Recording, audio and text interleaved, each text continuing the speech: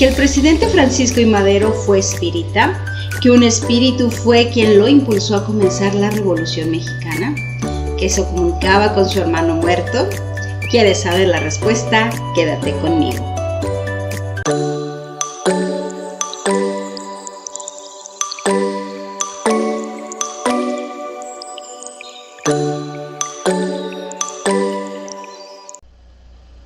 En efecto, sí, es conocido que Francisco Indalecio Madero, presidente de México de 1911 a 1913, fue espírita declarado. Hay constancia de ello. Dejó diarios en los que escribía sus comunicaciones, diarios en los que escribía todo lo que le decían los espíritus y su historia personal con el espiritismo. Estos diarios están actualmente resguardados en el Centro de Estudios de Historia de México, una fundación del señor Carlos Slim. Ahí están las evidencias históricas que muchos quisieran desaparecer por vergüenza, porque les da vergüenza que un presidente de la talla de este personaje hubiera estado involucrado con algo tan supersticioso como el espiritismo. Obviamente son personas que no saben en realidad de qué trata esta doctrina. Y Francisco I. Madero no solamente era espírita, era médium psicógrafo. Él estudió en París, Francia, y allá supo de la doctrina espírita. Conoció los libros de Kardec, que según sus propias palabras, devoró. Dice, no los leí, los devoré. Les leo textualmente la cita que viene en su libro de memorias.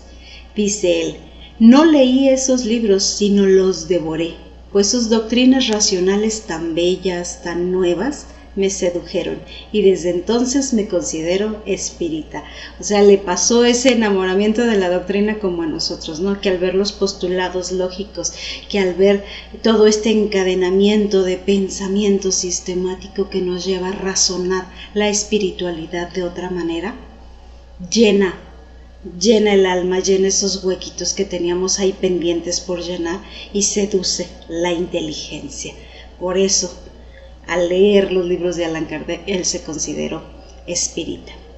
Y estando en París, bueno, aprovechando que estaba ahí, también visitó los centros espíritas, porque en aquella época, por ahí de finales del siglo, no, inicios del siglo, perdón, fue por ahí en 1900, que fue el auge del espiritismo. Recuerdan que Allan Kardec escribió sus libros por ahí de 1870 y tantos, ahí empezó.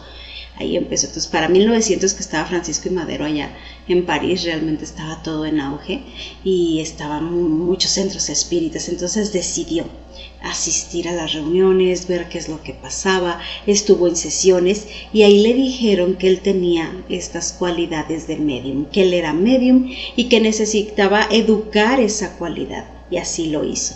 Se instruyó en la teoría, así como lo hacemos nosotros, y comenzó la práctica, al grado que al regresar a México, a su ciudad natal en el estado de Coahuila, fundó una sociedad de estudios psíquicos, la Sociedad de Estudios Psíquicos de San Pedro en Coahuila, donde se reunía con otras personas que, al igual que él, sentían esa afinidad a la doctrina espírita.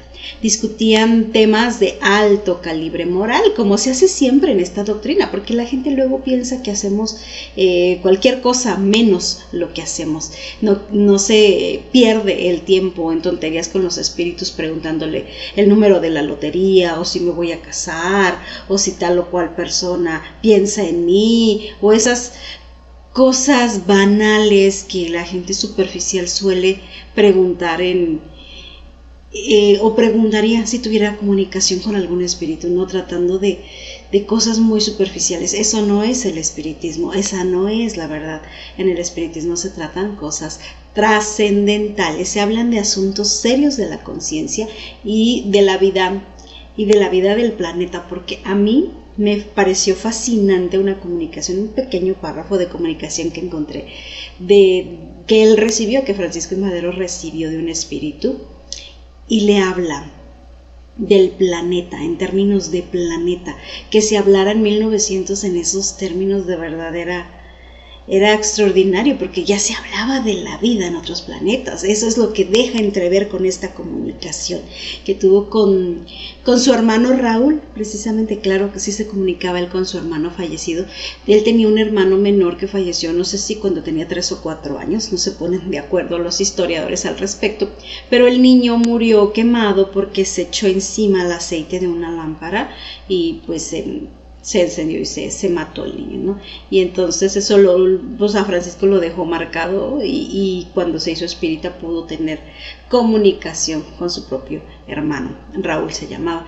Sostuvo esta comunicación que aquí les leo el pequeño fragmento que encontré, recibido el 30 de octubre de 1907 y dice: «Cuán feliz me siento al ver que en tu planeta hay seres que comparten nuestros sentimientos, que están dispuestos a luchar para que triunfe la causa de la libertad y la justicia, a fin de que el calor de estos brillantes soles germinen los buenos sentimientos que dormitan en la humanidad. Desarrollen los nobles esfuerzos que han de llevarlos a la felicidad suprema, a la felicidad dentro del cumplimiento de la ley. Ahora sí, has vencido». Este es el pequeño fragmento, este es el mensaje recibido de su hermano Raúl, quien en cierto momento Raúl le llevó a otro espíritu para que se comunicara con él. Este espíritu se identificó con el nombre de José. Pues bien, José fue su guía espiritual, fue quien lo impulsó a hacer esa reforma íntima, esos cambios a lo que todos los espíritas estamos llamados a hacer al iniciar el estudio de esta doctrina, la transformación moral personal. Y por eso dicen que fue también este espíritu de José quien lo inspiró en su momento para enfrentar el reto enorme, la gran hazaña de derrocar a un dictador, o sea, a Porfirio Díaz. Estos personajes, para quienes no son mexicanos, para los amigos espíritas que nos ven en otros países, les cuento que son personajes trascendentales en la historia de México. En aquel tiempo estaba en el poder un dictador, Porfirio Díaz, que duró más de 30 años en el poder y nadie se atrevía a desafiarlo, nadie se atrevía a decir, ¿sabes qué? Yo te voy a enfrentar, porque tenía el poder y le tenían miedo. Pero este pequeñito, chiquito porque era un hombre de bajita estatura, Francisco Indalecio Madero, él hizo esta hazaña, él lo logró, era chiquito de estatura pero era grande de estatura moral gracias a su formación espírita. Él logró derrocar al dictador Porfirio Díaz en elecciones democráticas, impulsado por el ideal de un gobierno justo y un gobierno mejor para la gente, como buena espírita, ¿no? Pensando siempre en el prójimo. Y luchó y logró poner en la Constitución a partir de entonces, y también tatuada en el alma de los mexicanos, que no se admite la reelección. Y si no lo sabían, acá en México no se permite que alguien que ya gobernó, que alguien que ya fue presidente, vuelva a ser presidente. Acá no se permite la reelección por nuestra historia, por esta situación que sucedió con este personaje que fue Porfirio Díaz, el dictador, ¿no? Entonces en la Constitución está, no se admite reelección, un presidente llega, tiene su mandato y se acabó. Lo que hizo, lo hizo, y lo que no, ni modo. Eso es un poquito de historia, ¿no? Curiosamente, la fascinación que tenía ese personaje, ese dictador Porfirio Díaz, por Francia, estaba encantado por Francia, todo quería que fuera aquí en México como Francia. De hecho, cuando ustedes vienen y visitan algunas de las grandes ciudades de México, en sus plazas pueden ver arquitectura de tipo francesa, en los templos, en los kioscos, en las plazas, en las casas, en las construcciones.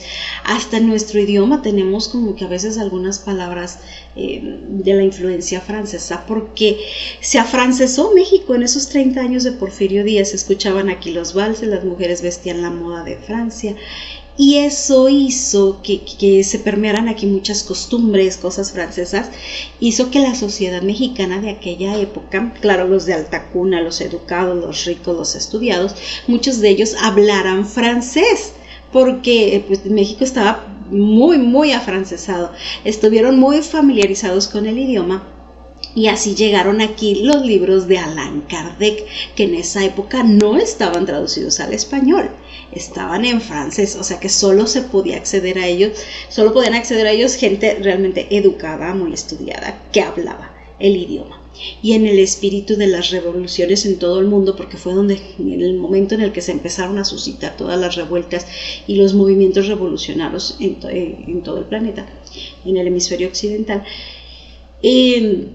la gente tenía otra manera de pensar, traía estas ideas innovadoras, querían renovar, querían cosas nuevas, querían que todo fuera diferente. Entonces, las ideas libertadoras del espiritismo, libertadoras del alma, las posturas que tiene la doctrina respecto a todo, a la vida en sí, fueron muy bien aceptadas en México, entre las clases altas, porque eran, como les digo, los que podían acceder a este conocimiento.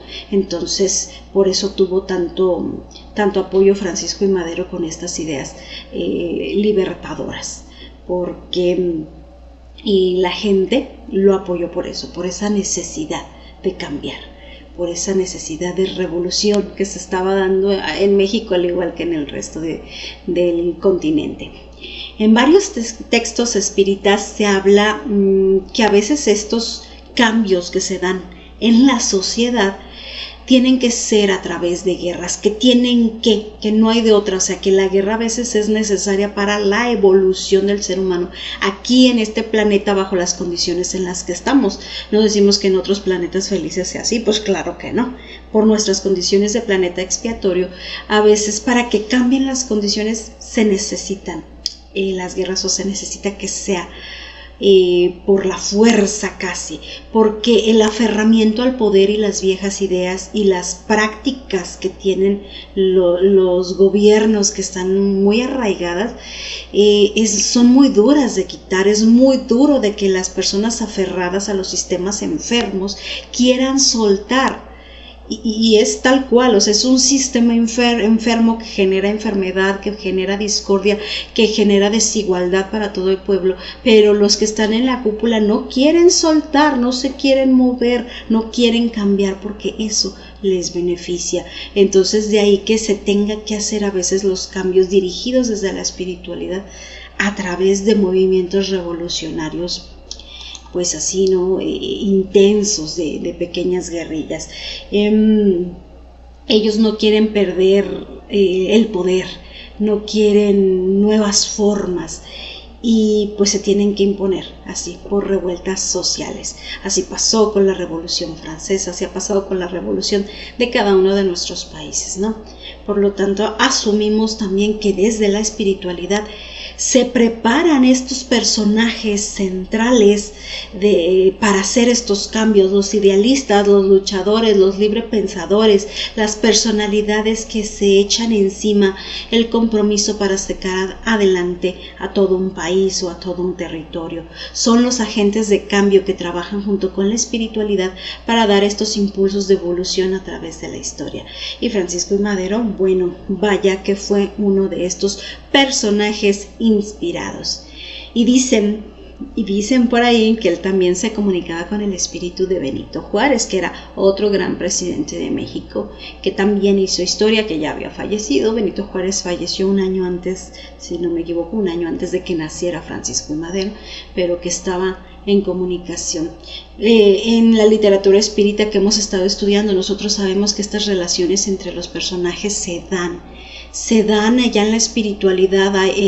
Por afinidad están los grupos que están tratando de hacer los cambios en los países, y dicen, bueno, tú vas a bajar y vas a bajar con estas ideas y vas a implantar esto y vas a trabajar desde tu trinchera, vas a trabajar para que cambie esto, y luego llego yo, o luego llega fulanito, llega este, llega el otro, y va a continuar con tu trabajo, y que todo es un proyecto que nos va llevando cada vez a una mejor vida, a una igualdad social, a tender a gobiernos más justos, a organizaciones más beneficiosas para todos, ¿no? En pro de la evolución de la humanidad. Entonces, por eso nos dicen, es que no están solos, si hay un proyecto, si se está trabajando desde allá, desde el mundo invisible, que vienen, bajan, y a estos personajes hacen su labor, siembran su semilla en su campo, cada uno, algunos en la ciencia, otros en la política,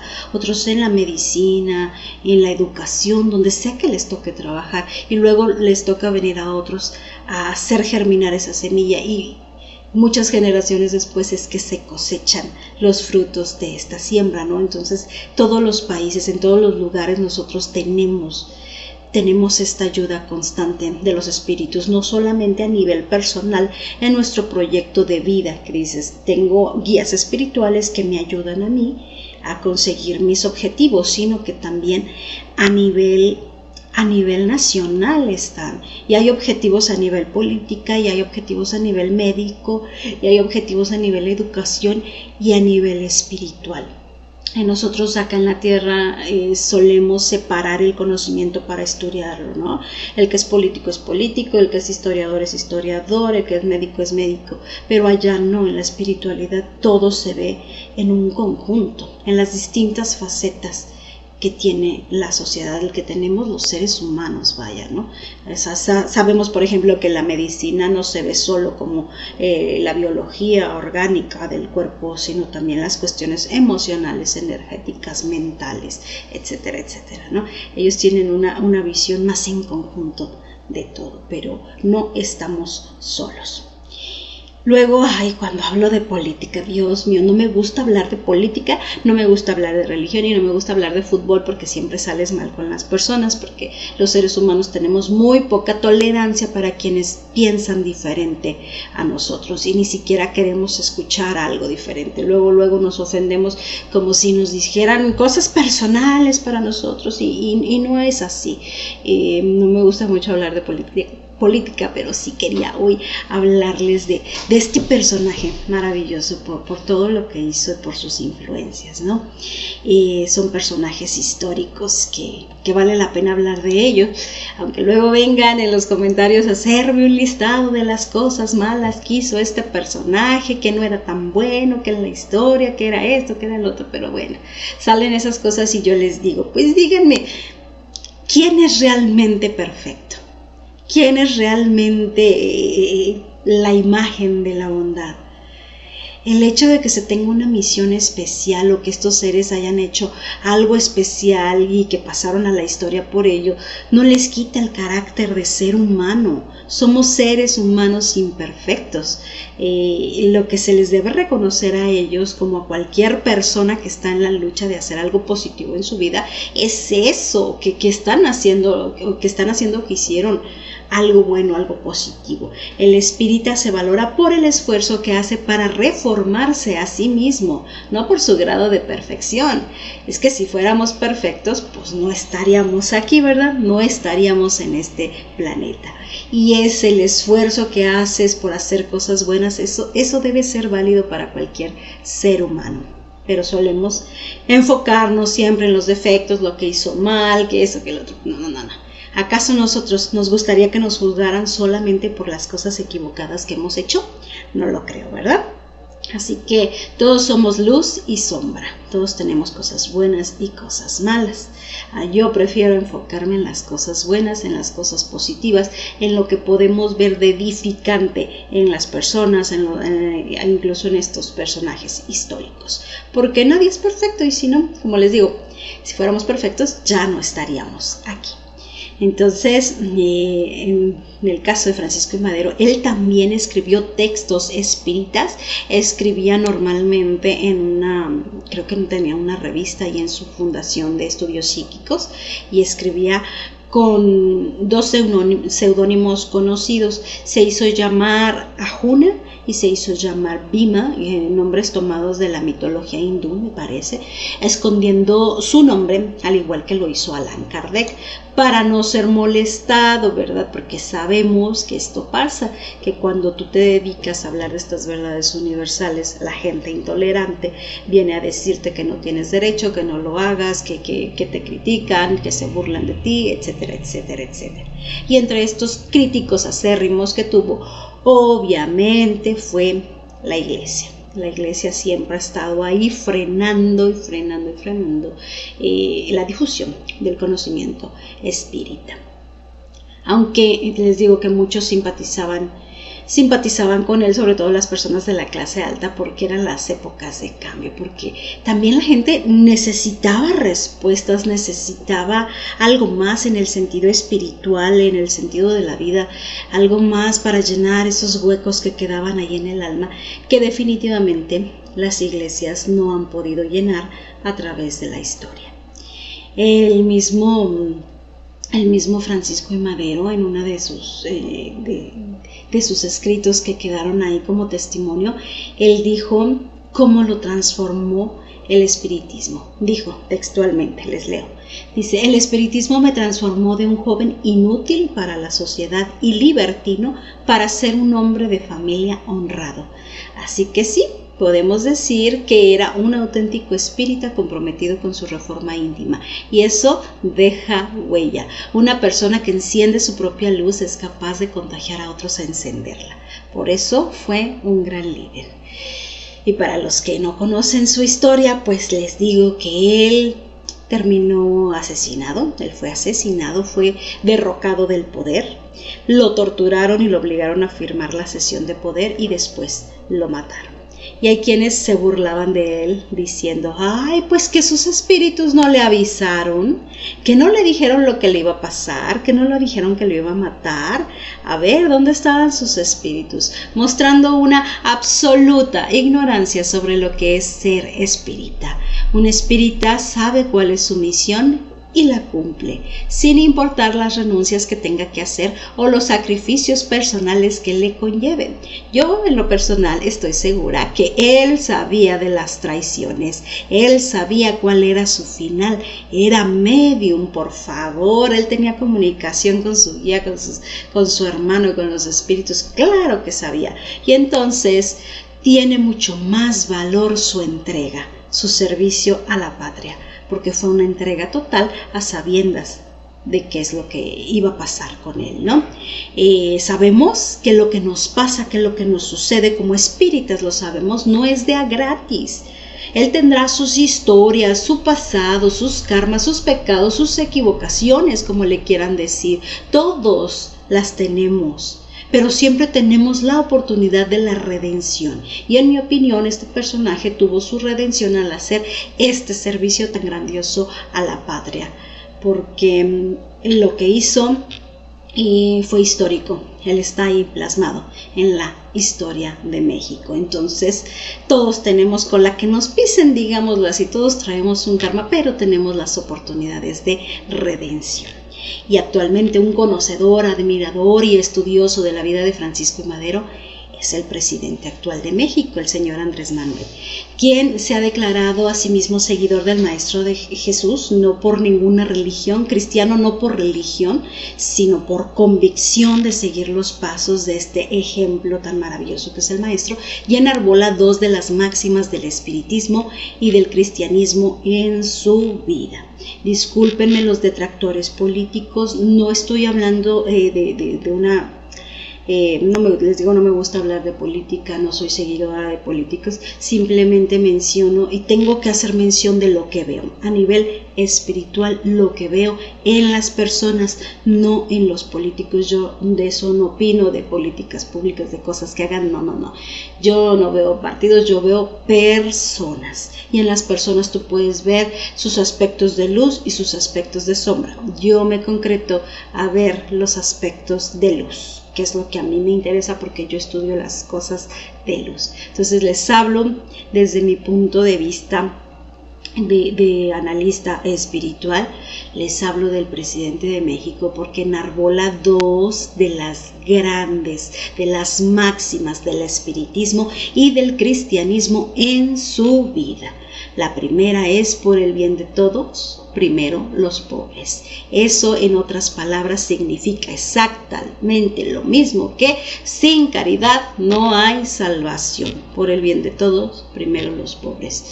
Un ser humano, dejen la política al lado, un ser humano que se dedica a ver por los más necesitados, por los que más lloran, por los que más sufren, y que sabe que son la base para lograr y alcanzar el éxito y la felicidad en una nación. Bueno, eso es digno de señalar por la luz que emite. Y la segunda frase, mi favorita, la segunda postura del presidente Andrés Manuel, es la que dice en cada grito de independencia, próximamente el 15 de septiembre lo va a hacer y yo lo espero con ansia, cuando él hace que un país entero grite, viva la fraternidad universal. Es mi favorita. Hablar de fraternidad universal es totalmente otro nivel. Hablar de primero los pobres y viva la fraternidad universal es otro nivel de conciencia que no todos están dispuestos a ver y aceptar. Y si a alguien le molestan mis palabras y le molestan mis análisis, discúlpenme, pero lo que les molesta no son los conceptos de lo que hablo. Lo que les molesta es su propia conciencia. Hay que revisar la conciencia, porque siempre que se ve un ser humano que haga algo positivo por la humanidad, uno debe de aplaudir, no ser piedra y no ser obstáculo, sino contribuir. Te caiga bien o no te caiga bien, hay máximas para actuar como ser espírita. Y hacemos los egos a un lado y colaboramos como seres humanos juntos para lograr algo positivo, o simplemente vamos a llegar a la autodestrucción. Y el ser humano no suele hacer eso. Suele decir, tú me caes mal y hagas lo que hagas, así esté bien hecho, yo voy a entorpecer tu camino. No sabemos ser serviciales, solo sabemos ser piedra, sabemos ser obstáculo, sabemos unirnos para destruir, pero unirnos para crear, eso es otro asunto. Es en pleno uso de mi libertad expresé aquí un poco de mis opiniones, ¿no? Y me encantó hacer este trabajo de investigación. Casi siempre lo que se sabe de espíritas famosos pues es de Brasil, obviamente, de Portugal, de Francia, de España, pero hay espíritas en todas partes, los de haber, pocos y famosos y que hagan cosas extraordinarias, pues también lo hay, pero están como que en el anonimato, ¿no? Y habemos espíritas en todas partes. Ustedes y yo formamos parte de ellos, así que pues vámonos a seguir escribiendo nuestra propia historia, vamos a seguir aprendiendo, a seguir estudiando. Gracias por su compañía y les agradezco como siempre, ya saben, comentarios bonitos, comentarios los que me ponen. Muchísimas gracias a todos por sus comentarios, de verdad que me hacen sentir muy acompañada en este proceso de aprendizaje y me hacen sentir que está sirviendo de algo todo este estudio, que no se está quedando nada más para mí, porque yo bien podría nada más leer los libros para mí y hacer mis análisis y estudiarlos y dejarlos en mí, pero siento que si a alguien le sirve alguno de mis resúmenes, algunas de las palabras, algo de lo que yo les pueda transmitir, bueno, ya estamos del otro lado.